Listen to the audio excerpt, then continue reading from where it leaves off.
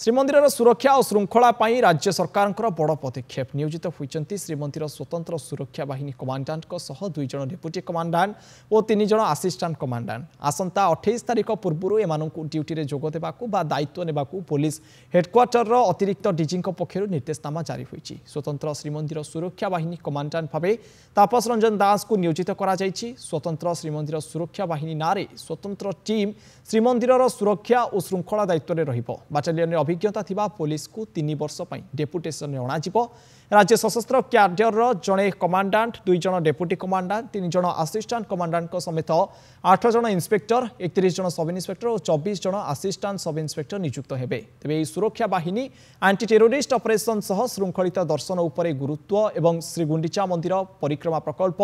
माउसीमा मंदिर सुरक्षा दायित्व में नियोजित हेबे। 1083 जन को नियुक्ति देवाक पूर्व योजना होते ही एबे ही संख्या 1200 ऊर्ध्व हेब बोली जଣାपड़ी।